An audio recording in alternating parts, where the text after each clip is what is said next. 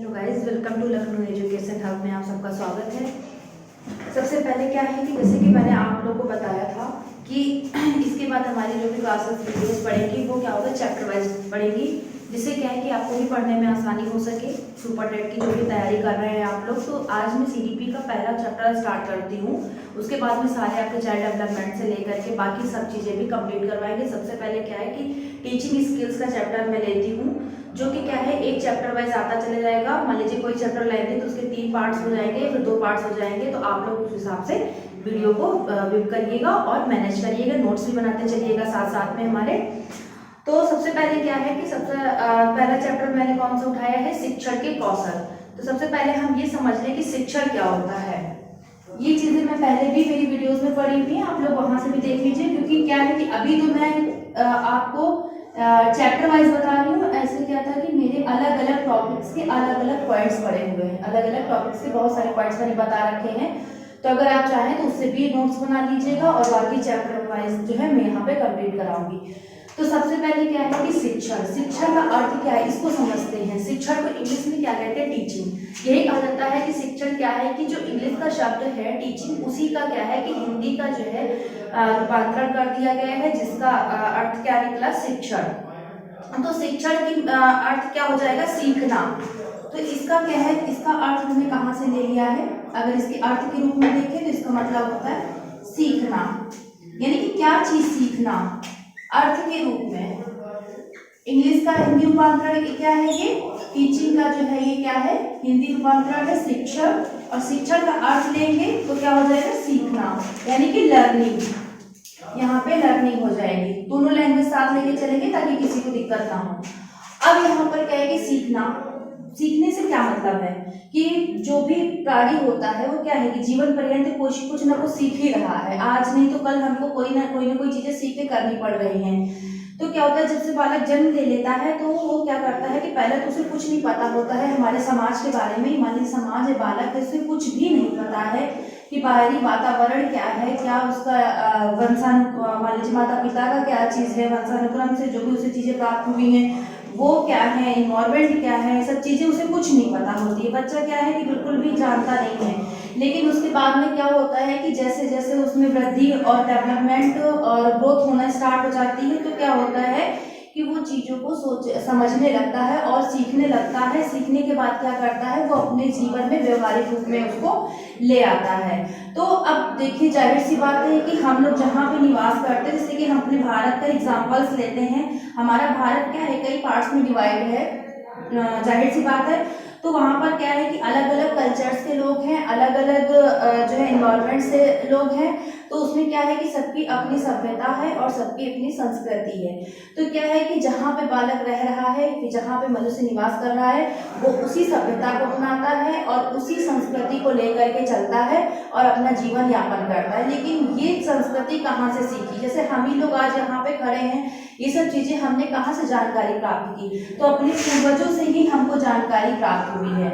आज जो कार्य हम कर रहे हैं, हमारी आने वाली पीढ़ी वो सीखेगी हमसे, तो वो आगे चीजें करेगी कि हमारा कल्चर ये है। इस चीज को अगर हम फॉलो करते चले जा रहे हैं कि जैसे विवाह का ही मान लीजिए, तो ब्रह्म विवाह है, कई सारे विवाहों के रूप हैं। तो क्या है कि उस ब्रह्म विवाह को ज्यादातर लोग फॉलो वही करते हैं। तो क्या है कि उस विवाह को हम लोग क्यों कर रहे हैं, क्यों फॉलो कर रहे हैं, क्यों, क्योंकि हमारे पूर्वजों में या फिर हमारे प्राचीन काल में वही विवाह सबसे उत्तम माना गया है, तो उसी को हम लोग जो है अपना रहे हैं।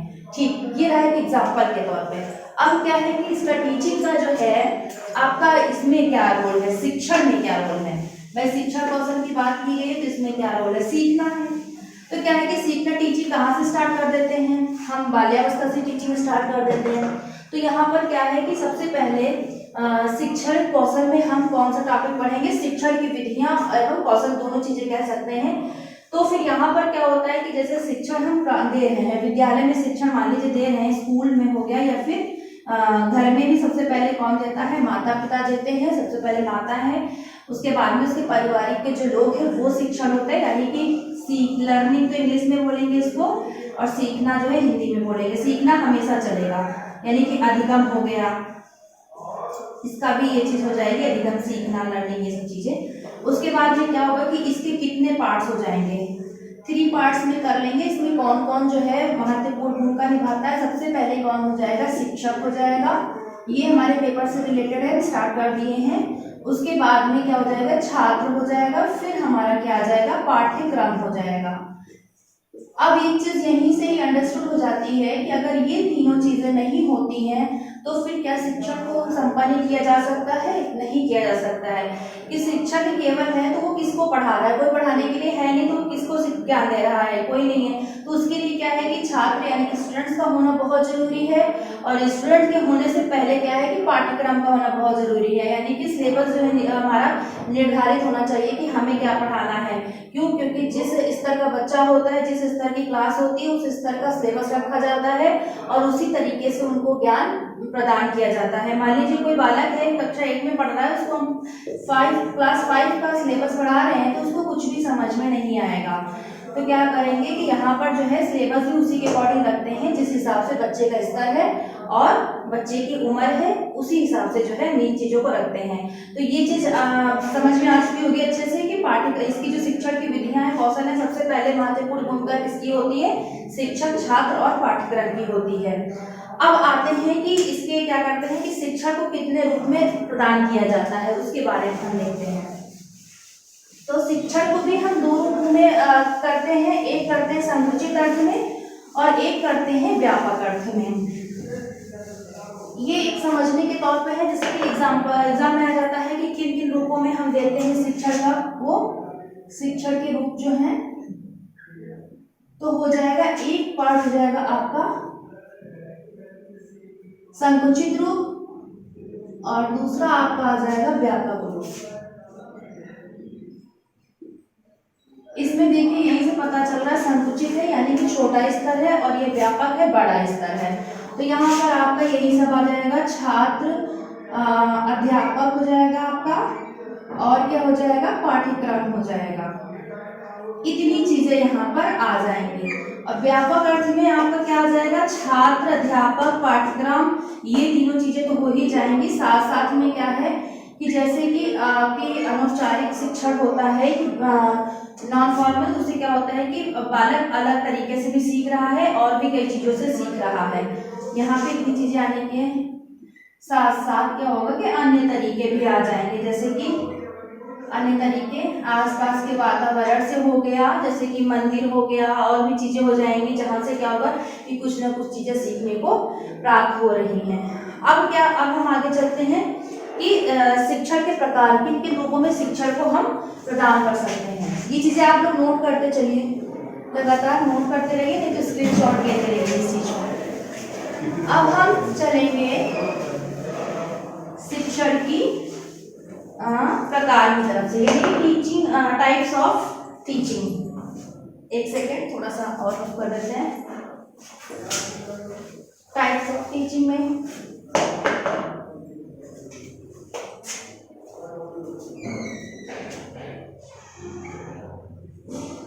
इनमें जो चीज समझ में ना आए आप लोग कमेंट करके बिल्कुल निसंकोच पूछ लीजिएगा। इसको भी क्या करते हैं कि हम 3 पार्ट्स में डिवाइड कर लेते हैं। एक आ जाता है एक तंत्रात्मक कौशल हो जाएगा आपका, एंड सेकंड हो जाएगा आपका लोकतंत्रात्मक,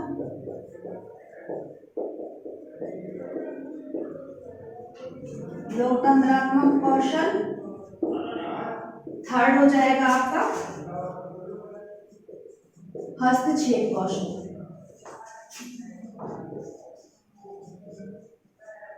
अब यही से समझ में आ रहा है कि टाइप्स ऑफ टीचिंग का क्या अर्थ है, कितने इसमें पार्ट्स जो है इनका रोल होता है। सबसे पहले क्या था, एक तंत्रात्मक कौशल हो जाएगा। इसमें क्या है कि जैसे हम पहले भी अभी आप लोगों को आगे पढ़ाएंगे कि वर्तमान भारत में शिक्षा की स्थिति क्या है और प्राचीन भारत में शिक्षा की स्थिति क्या थी, शिक्षण की। तो ये एक तरीके से मान लें कि प्राचीन तरीका ही हो गया एक तंत्रात्मक कौशल। इसमें क्या है कि सारा रोल किसका आ रहा है, टीचर का आ रहा है, यानी कि सब चीजें कौन बता रहा है, टीचर ही बता रहा है। टीचर की भूमिका है इसमें जो है, छात्रों का सिर्फ इतना रोल है कि वो सुनेंगे, बीच में नहीं बोलेंगे, व्याख्यान विधि का कर लीजिए, फिर जो भी चीजें है, लेकिन रोल किसका पूरा पूरा आ रहा है, शिक्षक आ रहा है। शिक्षक ये सारी चीजों को बता रहा है और उसी के माध्यम से जो भी इंस्ट्रक्शन दिए जा रहे हैं वो सब क्या कर रहा है, स्टूडेंट्स फॉलो कर रहा है। लोकतंत्रात्मक में क्या हो जाएगा, इसमें क्या है कि बच्चे जो है क्वेश्चन तो पूछ रहे हैं बीच बीच में, टीचर से जो है शिक्षक का रोल भी है और छात्र का भी रोल है, शिक्षक प्लस छात्र दोनों का रोल है। क्या है, इसमें सिर्फ क्वेश्चन पूछ रहा है, कोई प्रॉब्लम बता रहा है और कुछ नहीं है। हस्तक्षेप कौशल में क्या है, इसमें जैसे वाद विवाद चीजें आ जाती हैं, आपका वो क्या कहते हैं विचार गोष्ठी हो जाएंगे, ऐसी चीजें हैं जिसमें क्या है कि टीचर ने कोई टास्क दे दिया है, साथ साथ में क्या है टीचर की बात को जो है छात्र क्या है काट सकता है, तो यहाँ पर क्या हो जाएगा, हस्तक्षेप चल रहा है। तो ये चीज पता चल गई टाइप्स ऑफ टीचिंग का, एक तंत्रात्मक तरीके से दिया जाता है, लोकतंत्रात्मक कौशल हो जाता है। लोकतंत्रात्मक में भी कई वो चीजें आ जाएंगी जहाँ पे शिक्षक छात्र और भी कई चीजें हो गई, वाद विवाद हो गए, सब चीजें आ जाएंगी। और यहाँ पर क्या है कि जो भी पॉइंट्स दिया गया, जो भी टॉपिक दिया है उसका जो है हस्तक्षेप करके काटा जा रहा है बात को। अब हम आते हैं इसकी जो है विशेषताएं क्या है, मतलब कि इतना तो हम बता चुके हैं, उसके बाद में क्या है कि शिक्षक की जो भी कैरेक्टरिस्टिक्स हैं उसके बारे में भी हमें पता होना चाहिए कि इसको रखने का क्या मतलब है। तो सबसे पहले क्या है कि अगर टीचिंग है तो वो क्या करती है, अगर टीचिंग प्राप्त हो रही है तो क्या करती है, विशेषताएं ले लें, शिक्षण की विशेषताएं, शिक्षण की विशेषताएं,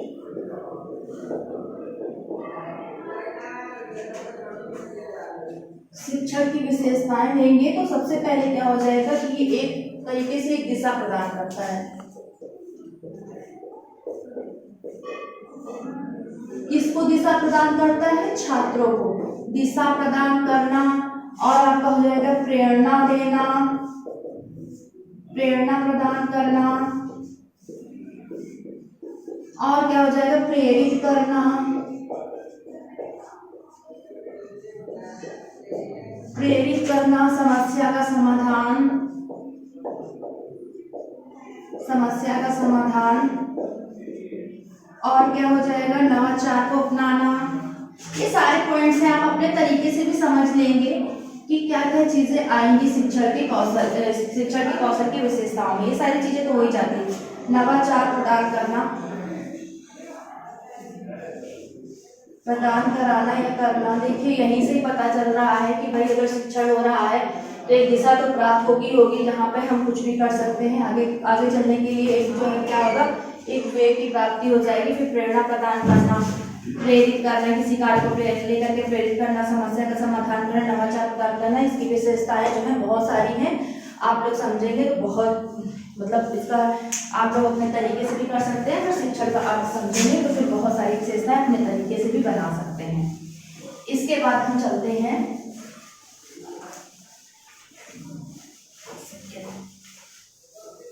जो चीजें समझ में ना है आप लोग कमेंट जरूर करिएगा। इसके बाद आते हैं शिक्षण के उद्देश्य क्या होते हैं।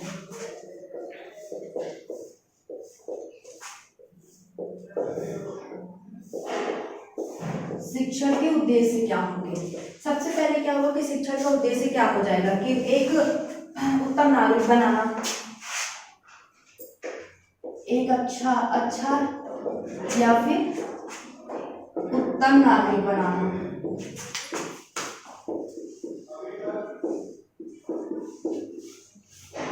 उसके बाद में क्या है कि अच्छा या फिर उत्तम नागरिक बनाना, और क्या हो जाएगा जो कि मैं पहले भी विशेषताओं में आपको बता चुकी हूँ कि एक दिशा प्रदान करना हो जाएगा, और क्या हो जाएगा कि मोटिवेट करना, शिक्षण की प्राप्ति हो जाएगी। तो उसमें भी क्या क्या चीजें आ जाएंगी, आत्मविश्वास तो होगा ही होगा। जब हम किसी चीज को सीख लेंगे, उसके सीखने के बाद हम कहीं जाते हैं तो क्या होता है कि हमारे फेस पे कॉन्फिडेंस होता है, हमारे बोलने के तरीके में कॉन्फिडेंस होता है, हमारे हाव भाव में कॉन्फिडेंस होता है। तो ये सारी चीजें इसमें आ जाएंगी, इसके उद्देश्य में आ जाएंगे कि ये सारे उद्देश्यों की जो है पूर्ति की जाती है। कौशल में क्या है भाई, कॉन्फिडेंस होगा तभी उसका जो है कौशल अच्छे से हो पाएगा। अब भाई एक अच्छा नागरिक, उत्तम नागरिक बनाना, आत्मविश्वास करना, एक दिशा प्रदान करना, वो भी हो जाएगा, आ ही जाएगा दिशा प्रदान करना, मोटिवेशन, ये सारी चीजें इसमें आ जाएंगी। अब आते हैं हम शिक्षण के कुछ शिक्षण के सिद्धांत भी बताए गए हैं कि क्या क्या सिद्धांत हैं, वो भी इसी में आ जाते हैं। इसी तरीके से ही पॉइंट्स एक दूसरे से कोरिलेट करते हुए आते हैं। अब आते हैं हम शिक्षण के सूत्र की तरफ, जो कि मेरी एक स्पेशल वीडियो से बनी हुई है। अभी मैं आपको ऐसी सिर्फ हेडिंग्स के बारे में ही बता रही हूँ, डिटेल में आप लोगों को पढ़ना है तो उस वीडियो को व्यू कर लीजिए, नहीं तो वो वीडियो हम इसी में ही करवा देंगे। सबसे पहले हम देखेंगे शिक्षण के सूत्र।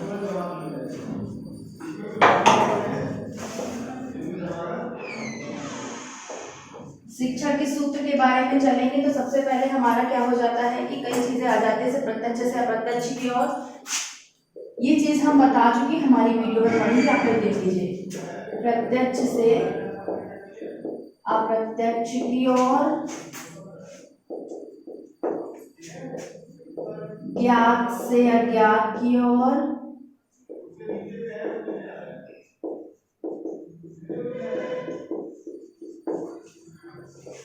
अब आ जाएगा ज्ञात से अज्ञात की ओर आ जाएगी, विशिष्ट से संश्लेषण की ओर आ जाएंगी, कई चीजें इसमें आ जाएंगी। विशिष्ट से संश्लेषण की ओर,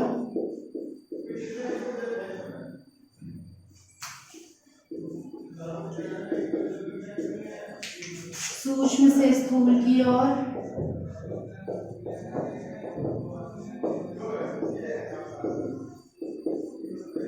सूक्ष्म से स्थूल की ओर आ जाएगा। उसके बाद में प्रत्यक्ष से अप्रत्यक्ष की इतने पॉइंट समझ लेते हैं पहले। प्रत्यक्ष से अप्रत्यक्ष की ओर क्या है, जो चीजें हमारे सामने हैं उसको पहले समझेंगे, उसको पहले समझाएंगे, उसके बाद में जो है कौशल का जब निर्माण करेंगे तो फिर क्या होगा, जो बच्चों के सामने जो भी एग्जाम्पल्स होते हैं उनको लेकर के चलेंगे, तब हम उनको इधर अप्रत्यक्ष की ओर लेकर के जाएंगे। फिर क्या होगा, ज्ञात से अज्ञात की ओर, यानी कि जो चीजें क्या है कि पहले उनको पता है बच्चों को, जो उनके जीवन से रिलेटेड हैं, जो चीजें होकर उनको पहले से कुछ चीजें पता होती है, उससे एग्जाम्पल्स लेंगे, उदाहरण लेंगे, फिर उसके बाद में हम उनको जो टॉपिक्स है उसके बारे में आगे बताएंगे। फिर विशिष्ट से संश्लेषण की ओर क्या हो जाएगा कि विशिष्ट चीजें क्या होता है कि ये एक तरीके से ज्ञान होता है, ज्ञान का देना होता है, ज्ञान प्रदान कराना होता है, उसके बाद में उसको किस तरीके से आगे बढ़ाना है, एक तरीके से उसका वे जो है ये निर्धारित करता है संश्लेषण, यानी कि उसका रास्ता निर्धारित करता है। सूक्ष्म से स्थूल की ओर क्या हो जाएगा कि जो चीजें सूक्ष्म है, यानी कि जो सूक्ष्म स्तर पर है, फिर उसको लेकर के क्या करेंगे, उसकी स्थूलता की तरफ चले जाएंगे। फिर आपका आ जाएगा सरल से कठिन की ओर, सरल से कठिन की ओर हो जाएंगे। ऐसे क्या है कि कई सारे टॉपिक्स हैं, पॉइंट्स भी हैं, वो चीजें जो है क्या है कि हम पहले भी बता चुके हैं, जैसे मैंने बोला कि वीडियो में बताया है। आपका यहाँ पर आ जाएगा कि जैसे कि क्या ये एक दो पॉइंट्स और जोड़ देंगे, जैसे कि अनुभव से क्या हो जाएगा इसमें कि अनुभव से क्या होगा, तर्क की ओर, यानी कि अनुभव जब कर लेगा बालक तो उसके बाद क्या होगा, उसको तर्क की प्राप्ति तो हो ही जाएगी। मान लीजिए यहाँ पे अनुभव है, अनुभव से तर्क की ओर, अनुभव से तर्क की ओर, इतनी चीजें हैं। इसके और देखेंगे पॉइंट्स बहुत सारे हैं, तो वो हमारी वीडियो में है, आप लोग उसे देख लीजिएगा इसकी चीजों को। इसके बाद जो है, जो आगे की बात है वो हम सेकंड चैप्टर में जो है कर लेंगे। फर्स्ट चैप्टर का फर्स्ट पार्ट यहीं पे हम समाप्त करते हैं। अगर इससे कोई प्रॉब्लम होती है तो आप लोग जरूर हमसे शेयर करें, कमेंट करें, और इसके बाद सेकंड पार्ट इसका हम कल बताते हैं आप लोग के लिए। आज के लिए इतना ही, थैंक यू।